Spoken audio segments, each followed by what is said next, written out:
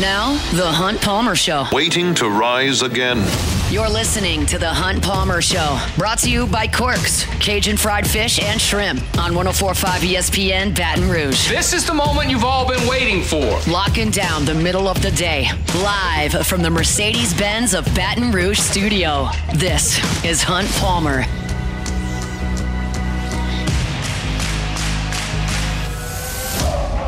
Welcome in. Hunt Palmer coming to you from Mercedes-Benz of Baton Rouge studio downtown in the capital city on this Football Friday. That means we're brought to you by Cork's Cajun fried fish and shrimp. Working towards a weekend. Hope that work week's in the rearview mirror. If you still got a little bit left, we'll get you to the finish line here on 104.5 ESPN Baton Rouge. Jacob Beck and Cassie Spazzali back there on the ones and twos. Preston Guy with us in 15 minutes talking Tigers. LSU and Arkansas from up on the hill in Fayetteville.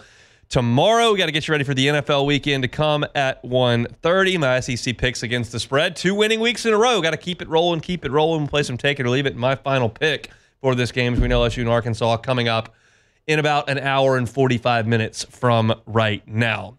However, we unfortunately will start with the New Orleans Saints. Pretty predictable last night, right, guys? Pretty predictable.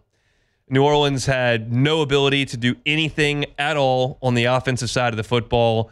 Spencer Rattler was in there. He was ineffective. They couldn't block. They couldn't run the ball. He ends up getting hurt after turning the ball over a couple of times. Hayner throws a touchdown, too little, too late. Drew Brees gets honored. Sean Payton comes back. It's just an absolute snooze fest to try to watch this team play football right now. And it was last night. It was a great time at LeBear's last night. We had a wonderful time. Great environment. We're watching some baseball, watching the Saints. But the game is just not interesting to watch because this Saints offense is completely ill-equipped with the personnel that it has on the field to do anything against upper-level NFL defenses. And the Broncos are certainly an upper-level NFL defense, even if Pat Surtain Jr. is not out there on the field, which he wasn't. Rattler finishes 25 of 35. He was dinking and dunking when he stretched the field. It wasn't pretty. The pass rush affected him all night. I mean, on one play, Nick Saldiveri absolutely whiffed on a defensive tackle. I don't even know how that's possible, but it happened. Rattler immediately chucked it down the sideline out of bounds on a third down for that play.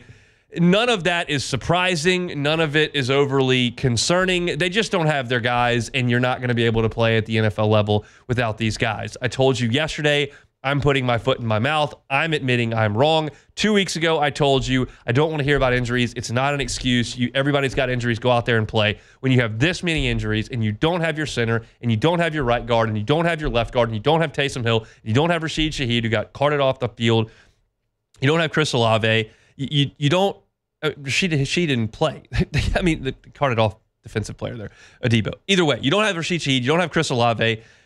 You don't have your offensive guys. That is just part of the deal, and I don't have to weigh in on my takes on the franchise when you look at your offense. When you look at the defense and their complete and total inability to stop the run game at all, that was the backbone of this franchise for a long time. You had Brees on offense, and no one could run the ball. I mean, what was the streak of 100-yard rushers? You didn't have a 100-yard rusher for multiple seasons, and now it's just a turnstile. 35 carries for 225 yards for Denver last night. That is an average of 6.4 yards per carry, and there wasn't even a carry to skew the numbers. Bo Nix had one 32-yard run. Javonte Williams had one 20-yard run. Jaleel McLaughlin had one 21-yard run. But they were just consistently moving the pile. And I don't know if the Saints aren't good enough, if they're too old, if they're not motivated, if they're frustrated because the offense can't do anything. But one way or another, the Saints defense has collapsed over the last month, and they're not hurt. Warner was out, and Adebo left the game. But you had Lattimore. You had Matthew. He's dropping picks. Cam Jordan's out there. Chase Young's out there. Granderson's out there. Brazie's out there. DeMario Davis is out there. Like, you've got your guys, and you can't stop the Denver Broncos. Bo Nix looked abysmal last night. I was watching the game at LeBear's, and some of these throws, the difficulty level on it looked like when I tossed my son his stuffed animal in the living room. It's like, here, just float it. And he couldn't even do that. There was one drive, first, second, and third down. He had wide open receivers on all three downs, and didn't even come close to hitting him. The one where he had two guys just completely wide open. And he split him right in the middle. Right. It was that drive. Yeah. And then he had another one. He was rolling to his left. The guy was open, and he just spiked it in the ground. And then on third down, he had a guy open in the middle of the field. There was no Saints around him. He still missed. Bo Nix looked awful last night. He was 16 of 26 for 164 yards. But because your defense is completely inept in the running game, it didn't matter. They just plowed ahead. I mean, sadly, I've been covering this team and talking about them, and I knew what they were up against. I went to the window last night at LeBear's and just put $40 down on the Broncos minus 1.5 in the first half. That was a rocking chair cover, 16-6. The Saints didn't even think about getting in the end zone, and the defense, quite frankly, didn't even think about stopping the Broncos. If Nix doesn't spike those 3 balls we're just talking about, they go and score on that drive. Thankfully, the Saints showed some kind of a backbone in the red zone, which triggered Denver having to kick a bunch of field goals. Will Lutz is going out there and getting booed every time. That kind of surprised me, by the way. Yeah, I understand that. I thought Lutz was decent, but he got traded, by the way. He didn't just leave. I know, and I know that he wasn't great at the end. He got a little wobbly there at the end. But he was hurt. He had a pretty good go of it for a while for the Saints. They were booing the crap out of him, but it didn't matter. He was knocking them right through the middle of the uprights. I mean, if Denver could finish drives in the red zone, they'd have scored 45, 50 points in this game. And the Saints offense had no answer there. And it's a sad state of where things are now with the New Orleans Saints, because you understand this is not going to get any better. Like, they're going to get a little healthier, but the end is here. Like, Dennis Allen's time as the head coach of the New Orleans Saints is going to end. And you can take the pie chart and allot that blame anywhere you want, from Derek Carr to Mickey Loomis to injuries to age to salary cap. Like, you can allot the pie chart any which way you want and shoulder and dump as much blame in any departments that you want. But the easiest thing to make the change with is the coach. The quarterback is on the books. He is what he is. The salary cap, there's not a lot you can do because you create a bunch of dead money. The general manager is tied into the highest level of the franchise in written documents. That's not changing. There's only one chess piece that gets lifted out. You've tried everything else that can be done. You went to the offensive staff. You gutted it this past year. You put this out there. And look, it looked great for 2 weeks. And then the offensive line went down. And because the offensive line went down, the quarterback went down. And now because of bad luck, the playmakers have gone down. And so that fix hasn't fixed anything. It's a 5-game losing streak. And there is time to come up for oxygen at the end of this schedule. You've still got the Panthers. You still got the Browns. You still got the Rams. You still got the Raiders. Like, you still got the Giants. There are games to be won. But who are we kidding? Like, this gig is up. I thought it was a proper move, an understandable move, to hire Dennis Allen as the head coach in that time. You had an organization that was functioning among the elites of the NFL, and trying to uproot the entire thing felt unnecessary. But you swung and missed on Jameis, and you kind of swung and missed on Derek Carr, and ultimately you've swung and missed with Dennis Allen. And I feel bad for him to a degree because of what's happened in the training room the last month. I feel bad about that. But the proof is the proof.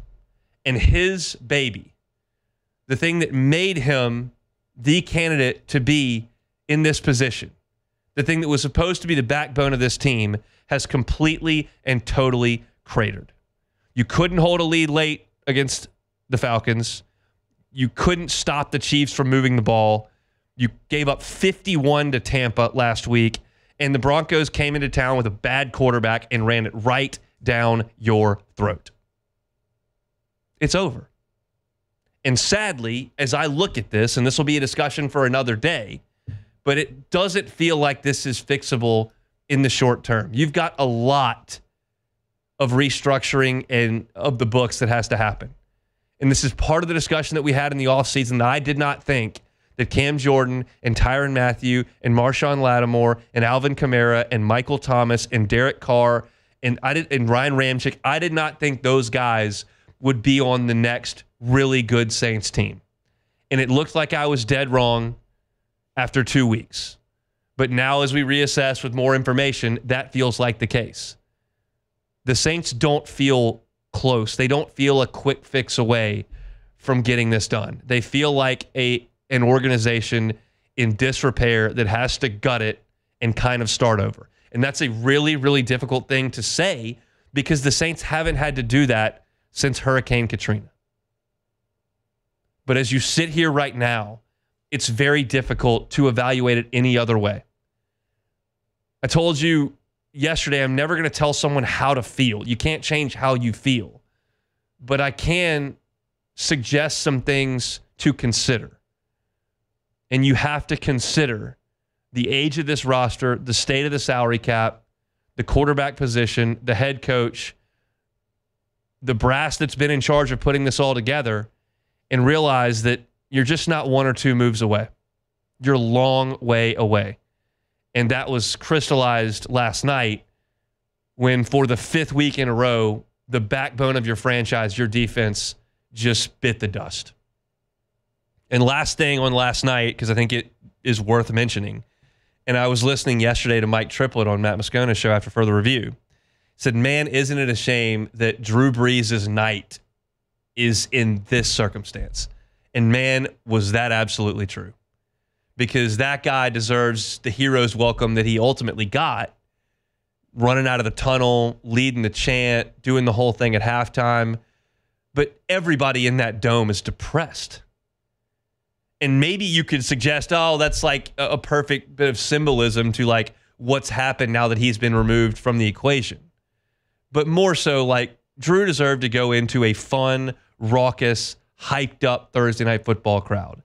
And if you could just imagine if the Saints had beaten Philly and then beaten Atlanta, and then and all of a sudden you look up and instead of riding a 4-game losing streak, they were 5-1. Man, that place would have been on springs, and that's the welcome back Drew so richly deserved. And for him to go back into a morgue with the carcass of the franchise rotting on the sideline is sad. But that's what the situation was last night. And Beck, I've talked about this a lot. Like, I don't like particularly bashing, and I use air quotes there, the Saints, because I don't feel like I'm in the foxhole with my listeners there. When I come on here and the baseball team starts 3-12, like, I'm right there with you sweating out the entire thing. And I feel like I'm talking with you instead of at you. In this instance, I feel like I'm kind of just beating a dead horse. You come from a little bit more black and gold background than I do. Like, am I out of bounds here? No, you're not. I mean, at this point, I think most Saints fans are kind of just fed up, and it's not too surprising what's happening. Obviously, with the injuries, with Dennis Allen being the coach that he is, and so at this point, it's just sad, and there's just not a lot of feeling, at least for me right now. I'm just kind of I watched the game, and it went as everyone expected it would. I mean, the Saints were inept on offense. They had no chance on defense, and the defense. I don't think the defense is bad. I think they just quit. I mean, it looked to me like that last touch. I don't know if it was the last touchdown, but one of those last touchdowns they had, the Javonte Williams run in the third quarter. The defense, they showed the replay. DeMario Davis didn't even try to fill the hole. Like, they're just not trying. And I wasn't there, obviously. I'm in Baton Rouge. I'm at LeBear's. But there was a tweet. It was from either Jeff Duncan or Triple, one of the guys in the press box, that said, like, Alvin Kamara was, like, visibly frustrated, yelling at the sideline. Yeah. And, like, I get that, man. You're beat up. You're hurt. You want a new contract. You have no offensive line. You have no quarterback. You have no wide receivers. You have no Taysom. Like, it's 41 or nothing. And, like, that sucks. You're a pinata at that point, just taking the football and getting waylaid by one of the best defenses in the NFL. Man, I get that for Kamara. I stand by the point that I've made dating back to August. Like, I'm not in a hurry for the Saints to go dump a bunch of money in a 31-year-old running back. But I appreciate him for trying, man. That is an awful situation to be in, to know, man, I got to get this ball, and these guys are just going to tee off. And that's the frustration that Kamara's dealing with. I hate it for the Saints. I hate it for Saints fans. There are a lot of discussions that we're going to have moving forward, but the Saints get that mini bye. They've got to get a little bit healthier, and hopefully they can show a little bit of life. But there was just none last night on Thursday Night Football. That's our opening drive presented by Mercedes-Benz of Baton Rouge. Check out their entire inventory online. It's all there at Genesisofbatonrouge.com. All right, Our Friday show is brought to you by Cork's Cajun Fried Fish and Shrimp. When we come back, Preston Guy, TigerBait.com will be with us. The Hunt Palmer Show. Boudreaux's Electrical. BoudreauxElectrical.com. Neil, Melissa, been running things for 40 years down there at Boudreaux's Electrical. Every single Generac home standby generator that you get will get a 7 to 10 year warranty, depending on the type of generator that you purchase. And they're not all the same. That's why you have a full-time staffer from Boudreaux's Electrical that comes out and assesses what you're looking for here. How much square footage do you have, whether it's a commercial job, which they can do, or a residential job? What do we need powered in the event of an outage? Do you want the whole meal deal, the whole house going? Or do you just want to make sure some of the essentials are running? That alters your purchase. And when that's done, a full-time staffer is going to come out. They're going to do that installation. They're going to do majority of that underground with the highest quality in tubing wiring. And it's going to look nice because people take pride in what their house looks like. You don't want to have a big eyesore honking generator out there in the front. You want it subtly put in a nice spot where it will function.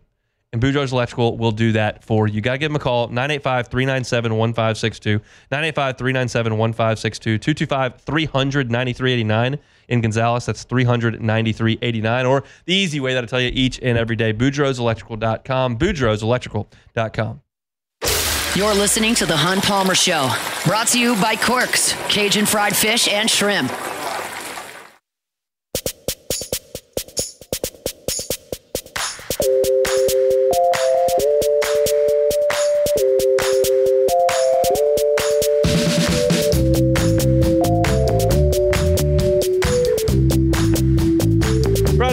Brought to you by Cork's Cajun Fried Fish and Shrimp. Government between Foster and Jefferson. Looking for a late lunch? Get on by Cork's. Check out the menu, corksfishandshrimp.com. Craving a po' boy? Friday's always a great time for a po' boy. You're probably not going to be that productive at work on Friday afternoon anyway. You might as well eat way too much. Grab a delicious shrimp po' boy, catfish po' boy. They're fantastic over there at Cork's. Also got those crispy shoestring fries. Awesome, awesome stuff from the folks over at Cork's to bring you our Friday shows each and every week. Head out to Jim's Firearms Hotline. Preston Guy, TigerBait.com is with us. Preston, how we doing? Hey, Hunt, how's it going? I'll tell you what, I'm glad I'm on the LSU beat this week and not a Saints beat. It's not great. It's really just not. But yeah, the LSU beat is happier for right now. We'll see how things go about 40 hours from right now. All right, Preston, let's go back to Saturday night first. What'd you make of LSU's performance against Ole Miss? Boy, it's one of those times where it's better to be gritty than pretty. Gutsy performance, particularly from Nussmeier, who played the worst game of his career, completing less than 50% of his passes, multiple interceptions. And he was missing multiple wide receiver targets. So, he had excuses, I guess, but it didn't really matter because when it mattered, he turned it on. And even when he put together that game-winning drive, in the last drive of the game there, he still went 4 of 11 on that drive. Yeah. But made the throws when he absolutely had to. And frankly, he made low percentage plays. So just a performance to be remembered for a long time. I certainly will remember it myself. It's always fun when you're on the field and you get stormed on and you're just trying to do your job, and next thing you know, you're surrounded by thousands of people. So it was an atmosphere to be remembered, probably top 5 of my lifetime that I can recall. Nussmeier's turnovers a concern to you? Yeah, I'll say this. I think he's only had turnovers in 3 games, but he is averaging, or I guess 4 games. I'm trying to think. He had 1 other interception. So he's averaging a pick a game right now. And that is concerning. Some of them, like the pick against USC, is not very concerning. And I think I remember another pick that wasn't too concerning. So, sometimes interceptions happen, especially if you're in desperation situations. But then there's some boneheaded plays, he threw a check down to the running back against Ole Miss this weekend, and he just had no business making that throw. He should have just thrown it away or taken the sack instead of taking a low percentage play like that. So a little bit, but it's not like he doesn't have a ton of productivity to accompany it. I would say that part of Nussmeier's deal is that there could be a big game where he throws an interception that really costs you the game. But you're going to you just need enough productivity to offset it, and I don't think it's too wildly concerning. But a pick a game, he does need to get that down a little bit. I would like to see him finish with 10 or less picks this year. Defensive side of the ball against Ole Miss didn't allow a touchdown in the second half or overtime. Where's the biggest improvement that they're making? I mean, the defensive line is absolutely night and day difference. And the crazy part about it is these are a lot of the same players we saw play abysmally a year ago. I mean, you look at Braden Swinson, he was a non-factor on this defense, and when he was out there, he wasn't great. Now he's looking like an all-SEC player. So, bar none, it's definitely that defensive line. And, Blake Baker called the game of his life against Ole Miss, an elite offensive unit. And, I don't think these guys I don't think there's a bunch of NFL players running around on this defense. I think that this is mostly a defense that, their first two staffs didn't do a great job of recruiting and maintaining a solid roster of guys. And, a lot of their best players, Harold Perkins and Jacoby Guillory, they're hurt. So great job of Blake Baker turning this defense around.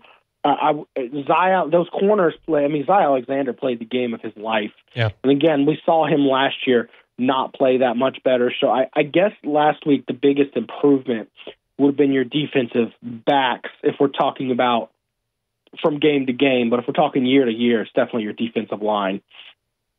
Does the spot concern you here? Hogs off a bye, you're off a emotional win, and what do you make of LSU's ability to respond to that? Sure, and the Hogs are also still on a high after beating Tennessee, so they believe in themselves. So that's a tough spot to be in, and quietly, you're looking at the schedule for next week across the country. It's very possible that Lee Corso and the game day crew pack it up and end up in College Station next week. It's very plausible. So with a game of that magnitude staring down at you, especially considering if LSU can pull that win at Texas A&M, LSU's now all of a sudden in the driver's seat to make the playoffs. Because even if they lose to Alabama, you take care of business on this schedule with your winnable games, you're in the playoffs. So you best believe that game's in the back of the coaching staff and players' minds. So it's a scary game. Looks like Taylon Green will be healthy, and you know what kind of dynamic weapon he is. And this Arkansas team is no joke. I would say LSU's in for a dogfight this weekend. Yeah, when you watch Arkansas play this Bobby Petrino offense with Taylon Green at quarterback, kind of what they do, what do you think Blake Baker is going to attempt to accomplish in the game on Saturday? Hopefully a spy. We'll see. Taylor, what's that? Weeks? That's the thing. I don't even know who your spy is because this is a week where you really would want Harold Perkins down, out there. But I hope somehow, some way, they've got a guy. I guess Weeks. I think Weeks and Major Burns are probably your two candidates. Yeah, that's actually a really good idea. Yeah, Major Burns. But the problem is he plays on the outside, and you can't. You'd have to slide him inside mid-play to really get a true QB contain on him. I guess you could play him on the wide side of the field and just have him contain that part. There's a lot of different things, but I like the idea of a Major Burns doing that, doing some contain because he certainly has the speed to keep up. But we'll see, man. If I've learned anything from watching Blake Baker's defense, it's that he's going to throw some curveballs at you. He's going to have some interesting scheme. You're not just going to sit back and cover three and let them pick you apart like a certain coach did last year, who is still, by the way, he's still getting dunked on Twitter every single day by former coaches and players. Look, I'll just comment on that. I realize there's some hypocrisy here because I'm kind of doing the same thing, but that tweet by Jamar Cain last night came off like a freshman in high school. He's bashing Matt House on Twitter over beating the Saints backups. Like, grow up, man. Gotta grow up. Hey, man, he clearly was looking to find a shot there. My point is more so not even that it was a valid dunk or not. It's just how much public disrespect we've seen from Matt House. And the coaches talk about what a brilliant scheme guy he is, and I think it goes to show you doesn't matter how great your scheme is if you don't have a group of men around you willing to buy in and believe in your leadership. It means nothing. And clearly, I cannot remember a coach getting fired from LSU that a lot of guys are like, well, it didn't work out or whatever. I liked him, but he is I haven't seen anybody come out and say, yeah, I love Matt House. Too bad it didn't work out. It is just straight up guys looking to dunk on him in every direction right now. So whether it's valid shots or not, it's uncanny to see this many shots. And look, correct me if I'm wrong. Tell me if you can remember a coach at LSU where players and people in the room with him take a chance to dunk on him after the fact. But no, I can't. I know that Pelini's departure wasn't awesome, but it was not near this level. No, right, yeah. Do you think LSU wins tomorrow? I think LSU finds itself down early, as is the signature of this era, and I think we see some late adjustments, and I think LSU does come away with the win, and we get our big date in College Station next week. It'll be absolutely massive. Got picks on Bama, Tennessee, and Georgia, Texas while I got you? Let's see, Bama, Tennessee. In Knoxville. Yeah, look, I'm going to go with the Vols here because the last couple times I've seen Bama, not so great. But that being said, Tennessee's not exactly a great football team in and of themselves, so it could go either way. What was the other game you asked about? Georgia heading to Austin. Yeah, I'm going to have to go with the Longhorns on that one. That's the one football team that looks the most complete in the country. So I'll go with the Longhorns, and I'll go with the Vols. We'll go UT and UT for the win. That would mean 2 losses for Georgia and Alabama in the middle of October, which would be a little change of pace. Preston Guy, TigerBait.com. You can find all your LSU football coverage there. And his Monday show on YouTube each and every night. He's with us on Fridays. Have a great weekend, Preston. Thanks. You too, Hunt. Let's get you set for the NFL schedule to come. That's next. The Hunt Palmer Show. Make LeBear's Baton Rouge your game day headquarters this entire season, but maybe this entire weekend. LSU is on the road. You're not headed to Tiger Stadium. Go watch the Tigers at LeBear's. Saints don't play. You don't have to watch that. Go watch the NFL slate and some baseball like we did last night at LeBear's inside ESPN Bet. They got huge screens. They put multiple games on all the screens, and you can bet and dine right there at ESPN Bet in person. Plus, you've got time this week. Download the Cover 5 app and enter the SEC contest. You put the code in, LABRSEC24. I put my picks in this morning. You pick 5 SEC games. You get points based on how much your teams cover by. It's a ton of fun, and you can win season-long and weekly prizes. If you're not a member, get that Penn Play app today. LeBear's Baton Rouge, your live sports headquarters. Must be 21 years or older. Gambling problem? Call 1-800-589-9966 for help. This is the Hunt Palmer Show, brought to you by Quirks, Cajun fried fish and shrimp.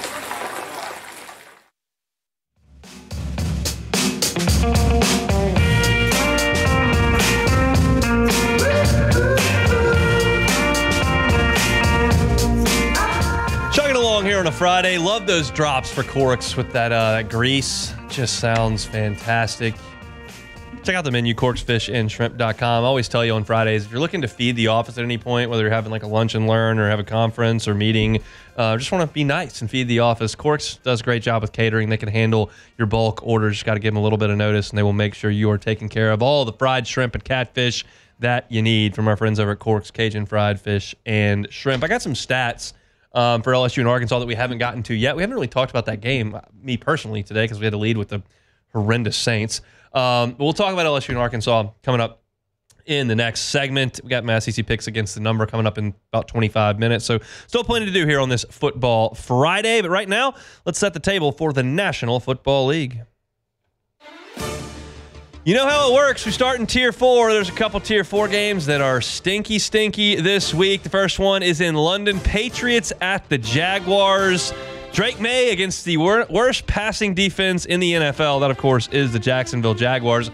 If they're going to move the Jags to London, they need to start playing better in London. They're 1-3 in London at this point. I watched a highlight from last week. The Jaguars pass catchers dropped 4 touchdown passes. Like in the end zone, they dropped the passes. Sounds like third grade recess for the Jags. How early do Jags fans have to crack open that first Busch Light tomorrow? Like 5 a.m.? Yeah, I think 4:30 or 5. Woo! Go get them, Jags. London. All right, Raiders are at Rams. These two teams are bad, too. There's still a lot of Raider fans in Los Angeles. They were there from 82 to 94, so it sounds like the Raiders will have more fans than the Rams at this game. Brock Bowers, shout out Brock Bowers, on my fantasy team, leads NFL tight ends in catches and yards. The Raiders are 31st in rushing offense. The Rams are 32nd in run defense. Bad on bad, baby. Let's see it out there in L.A. All right, Tier 3, a little bit better, but still not great. The Titans are at the Bills. The Titans lead the NFL in yards per game allowed, only 248.8 yards per game. That's the third fewest through 5 games since 1976. Play some defense, Tennessee. Bengals are at the Browns. The Bengals never beat the Browns. The Browns are terrible. The Bengals still never beat the Browns. Why? Because Myles Garrett owns Joe Burrow. He has 8 sacks against Burrow. That's the most of any active player. And he's hit him 16 times. That's twice as many as anybody else in the league. Look, all 6 Brown games have gone under. This will probably go under because the Bengals can't score against the Browns. The Dolphins are at the Colts. Miami has scored 60 points this year. That is 12 points per game. Colts have played well. They're 5-1 against the spread. They're 3-0 against the spread at home. I like them again to cover on Sunday. The Eagles are at the Giants, NFC East game. Giants have the second worst run defense in the NFL. Who's showing up?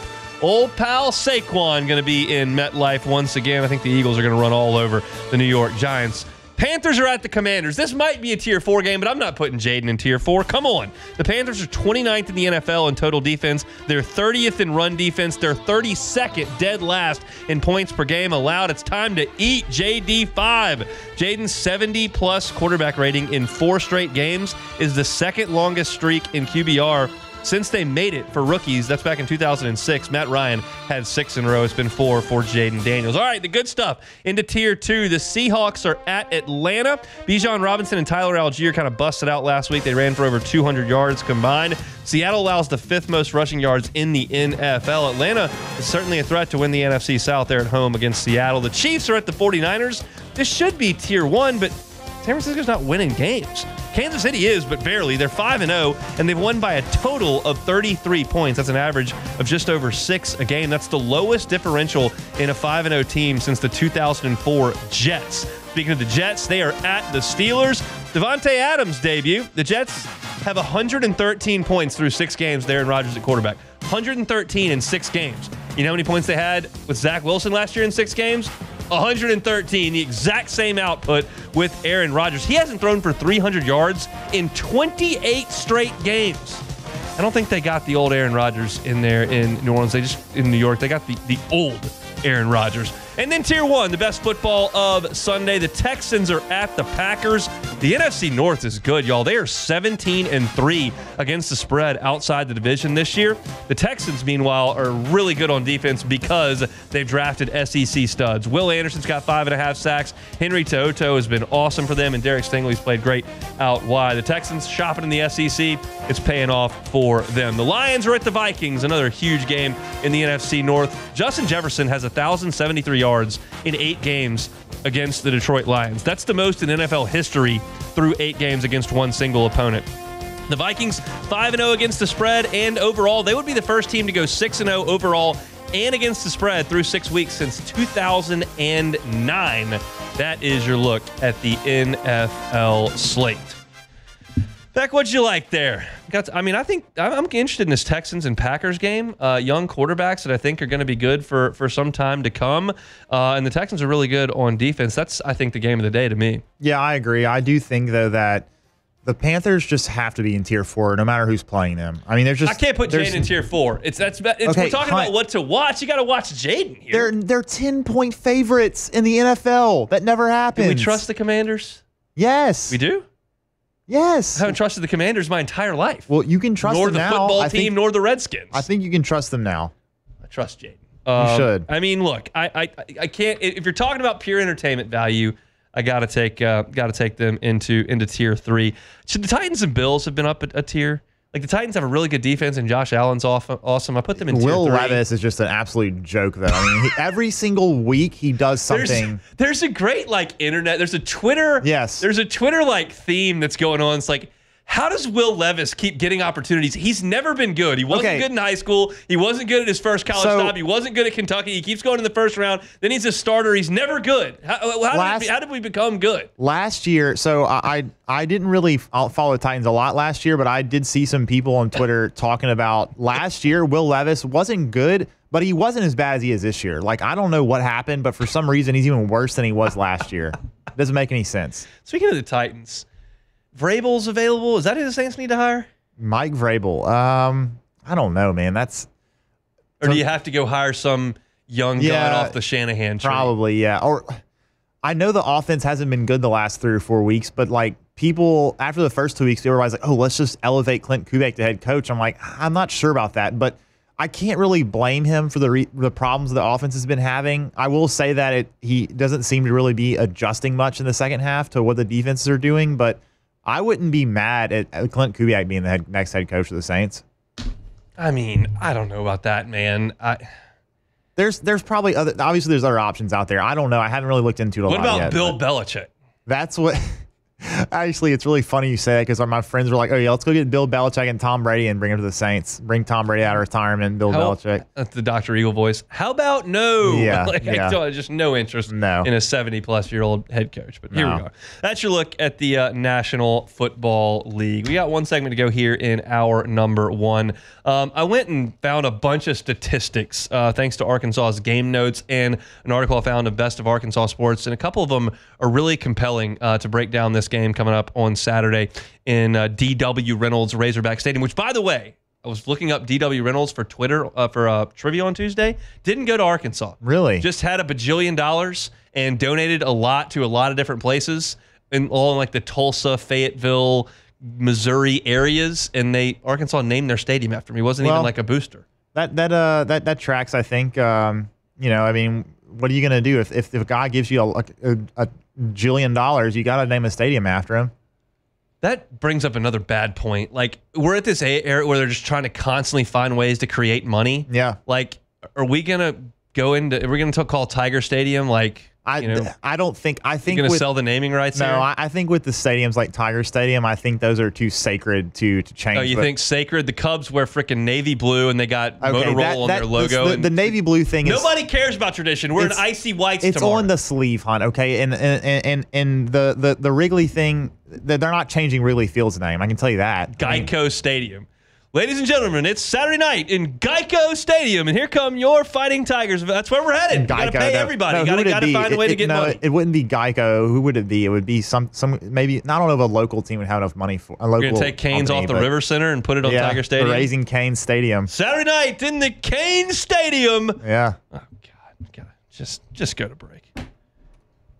The Hunt Palmer Show. Genesis of Baton Rouge. Love telling you about my friends at Genesis of Baton Rouge. When you think Genesis, you should think luxury. It is absolutely a luxury line of vehicles. It's an experience to go and purchase a Genesis. You're going to feel like a guest at the dealership, not necessarily a customer. It's a pressure-free sales experience. You're going to deal with one of their brand ambassadors that are going to help you get you into the Genesis that best fits your need. They've got the sedans all the way up to the SUVs. They drive incredibly well. Safety features are exceptional, and all of the cars in the line have the same safety features. They don't skimp on safety on any of the line of Genesis vehicles. And the sales and buying experience is so easy. You never even have to set foot in the dealership. They'll bring the car to you to test drive. They can do digital delivery with e-contracts. If you're intimidated by stepping foot on a dealership lot, then don't.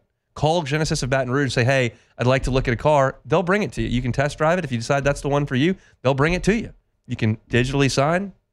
Easy as could possibly be, and every single purchase comes with a 10-year, 100,000-mile warranty. Every car on the lot is online at genesisofbatonrouge.com. That's genesisofbatonrouge.com. Go see them, Airline and Piku, Genesis of Baton Rouge. You're listening to The Hunt Palmer Show, brought to you by Corks, Cajun fried fish and shrimp.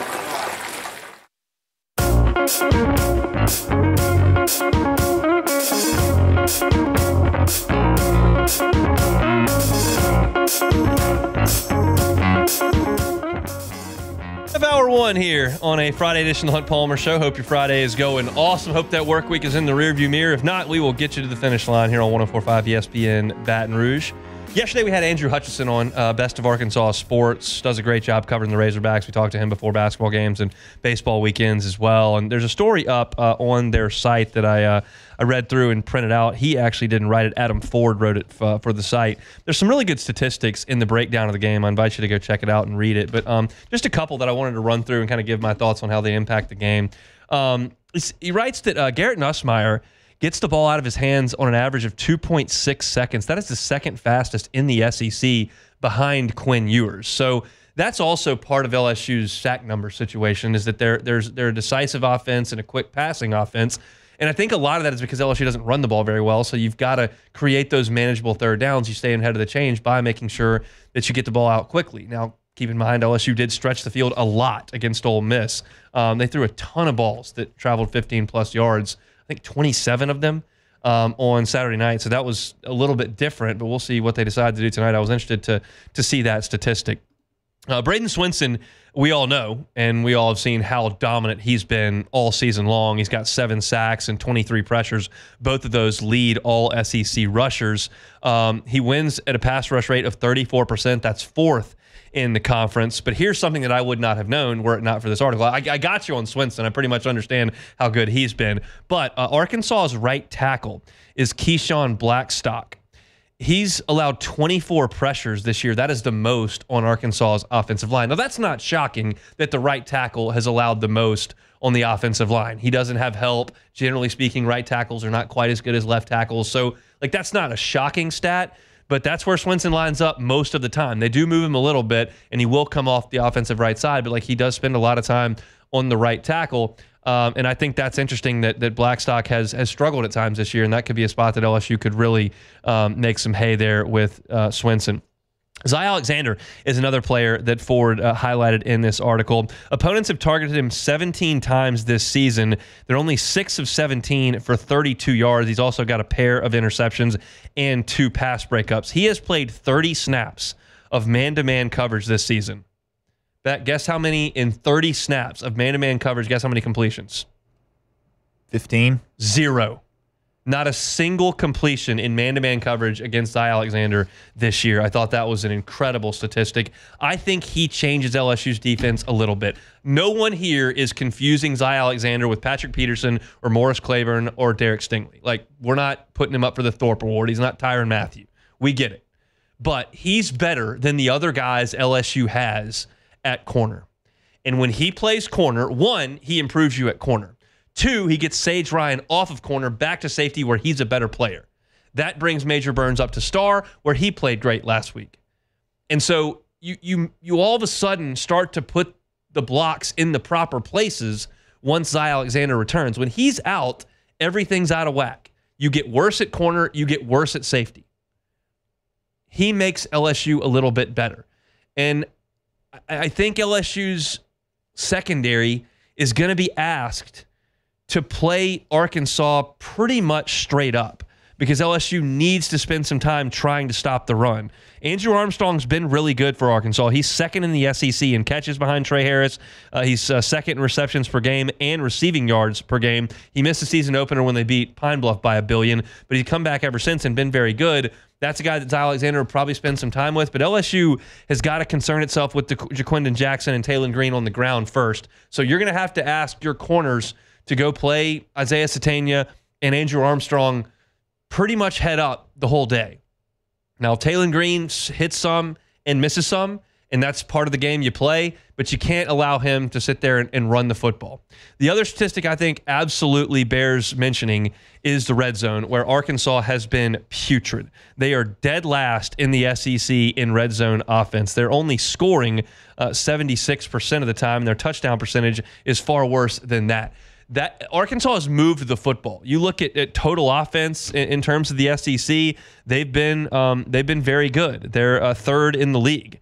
You look at third down conversions, they're very good. They're first. They sustain drives. They stay ahead of the chains. They get into the red zone and they bog down. My contention as to why is because Taylon Green is probably not very comfortable making those tight window throws. And all of a sudden, this field's not as spread, and he's not able to run quite as much as he would like, and they've just bogged down in the red zone. And that's a big, big deal because I don't expect LSU to go up there to Fayetteville and all of a sudden throw the clamps on Arkansas and hold them to 13 points on 298 yards of offense. I'm not there with this defense. I think they're going to play well, but they've got to keep the points to a minimum while the yardage kind of stays up. And they did that against Ole Miss, and they've got to do it again against Arkansas. And if trends hold and Arkansas plays the way they've played most of the year, the LSU will be in pretty good shape because Arkansas had struggled mightily once they've gotten into the red zone, converting that into touchdowns. So to me, those are some very, very interesting stats. Garrett Nussmeier as good as anybody in the country and getting the ball out of his hands quickly. Braden Swinson likely lined up a lot of the night against Arkansas's worst offensive lineman. Arkansas's red zone offense has been very, very poor. And then Andrew Armstrong has had a really good go of it this year as a wide receiver in LSU with Zy Alexander, and the way he's played are going to have to deal with him pretty much head up most of the evening. We're going to talk a little bit later, and especially when I pick the game, about this spot for LSU and how well that they'll respond. I'll tell you this as we close up hour number one. In talking to the players on Tuesday, they said all the right things, and they kind of had the vibe that they understood that assignment. We talked to Josh Williams, who's been around and seen it all. We talked to Braden Swinson, who's quite frankly been around and seen it all. They'll get those guys ready to go, and I just don't know that Garrett Nussmeier is going to have much of a mental lull. He's a pretty mature dude. He's an old player. He's a son of a coach. Like, he's going to be ready to go on Saturday night as well. It's a tough spot for LSU. There's no doubt. But you have to like the matchup at this point. I didn't like the matchup last week. I picked against LSU, and obviously we know how that went, but we like the spot for LSU. Those roles change this week. I love the matchup. I don't love the spot for LSU, so we'll talk about it in hour number two. If you missed any of hour number one, you can catch it on demand, 1045ESPN.com's on-demand tab, Apple Podcasts, Spotify, Google, wherever you find your sound, you can find us. Check out our YouTube channels, Hunt on LSU and Hunt on Saints, for all your LSU and Saints coverage all year long. If you subscribe to those channels, we certainly do appreciate it. Kicked off the show doing some Saints. Preston Guy was with us. We got you ready for the NFL weekend to come, and did some stats on LSU and Arkansas. When we come back after SportsCenter, time for some SEC picks against the spread. Can I stay hot? We're going to try to do it. Hour two coming up next. The Hunt Palmer Show. One Bath and Closets. OneBathAndClosets.com is the website. David Duvall and his team, 30 years redesigning and remodeling bathrooms and closets. Look, if you just locked in a great interest rate a couple of years ago and you're not in a hurry to move because you like paying your 3% and not looking to pay 6% at the moment, that's okay. That doesn't mean you can't improve your living situation with a custom closet or a brand new bathroom. If you want to do the full meal deal, brand new bathroom, floors, showers, the whole deal, they can do it at One Bath and Closets. If you want to do something simple like a tub to shower conversion, they do those all the time. Take out that old dingy tub that you never even use. Put a gorgeous glass walk-in shower. If you want to know what that looks like, go to their Instagram. It's One Bath and Closets. You can see pictures of David Duvall's great work. You can see testimonials from their satisfied customers and get that free consultation online. I tell you about it every single day. They're at OneBathAndClosets.com. OneBathAndClosets.com.